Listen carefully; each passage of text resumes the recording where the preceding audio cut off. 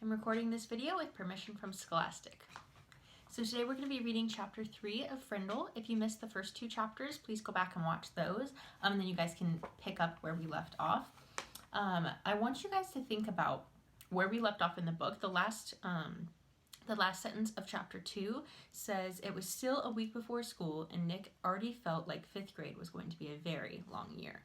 So I want you to take a second and think about, why do you think Nick feels worried about having Miss Granger as a teacher? Why do you think he thinks it's going to be this long year? Try to think back about what we read about Miss Granger earlier and stop and think, why, if you were in Nick's shoes, would you be worried too? I think I might be. So think about the words that Andrew Clements, the author, uses to describe Miss Granger, and how that contributes to Nick's perception of her. And so as we read chapter 3 today, I'm going to maybe stop and highlight a few of those words that the author uses to describe Miss Granger that kind of contribute to how Nick feels about her, and maybe the other students, how they feel too. So we're going to kick off with chapter 3, called The Question. The first day of school was always a get acquainted day. Books were passed out and there was a lot of chatter. Everyone asked, "What did you do over the summer?" Periods 1 through 6 went by very smoothly for Nick. But then came period 7. Miss Granger's class was all business. The first thing they did was take a vocabulary pretest to see how many of the 35 words for the week the kids already knew. Tremble, circular, orchestra, the list went on and on. Nick knew most of them. And then there was a handout about class procedures. After there was a review paper about cursive writing, and then there was a sample sheet showing how the heading should look on every assignment. No let up for 37 minutes straight. Nick was an expert at asking the delaying question, also known as the teacher stopper, or the guaranteed time waster. At 3 minutes before the bell, in that split second between the end of the day's classwork and the announcement for tomorrow's homework, Nick would launch a question guaranteed to sidetrack the teacher long enough to delay or even wipe out the homework assignment. Timing was important, but asking the right question, that was the hard part.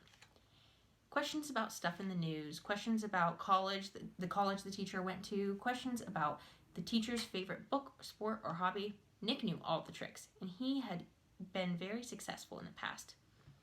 Here he was in 5th grade, near the end of his very first language arts class with Miss Granger, and Nick could feel a homework assignment coming the way a farmer can feel a rainstorm.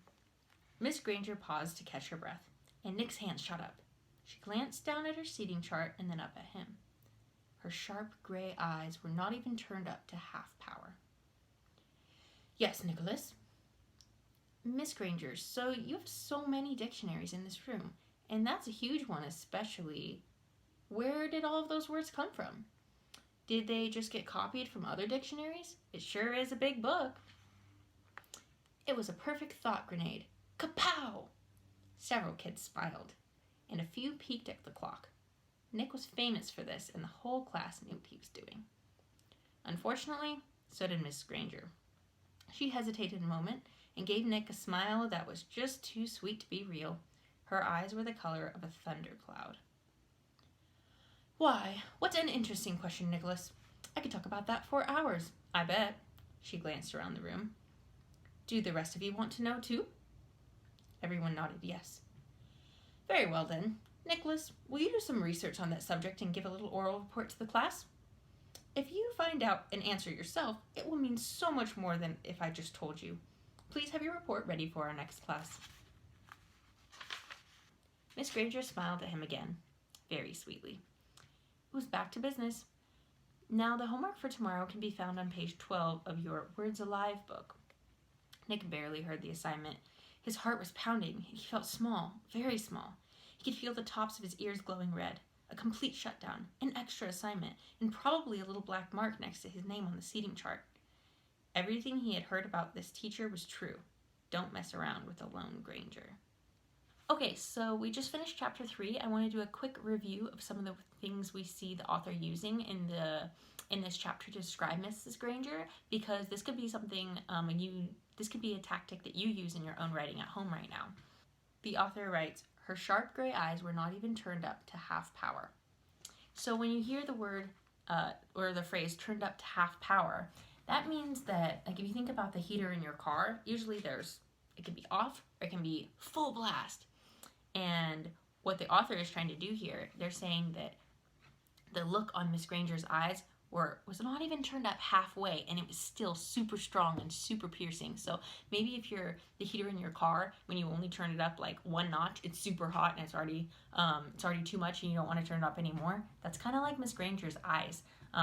It makes Nick a little bit worried about what it would look like if her eyes were on full power. So that's kind of a fun expression that convinces the reader that this is a really serious teacher, and she kind of means business. So yeah, I want you guys to listen for some more of those descriptive phrases. I'll try to point them out as we read along, and this can be a really great tactic that you use in your own writing.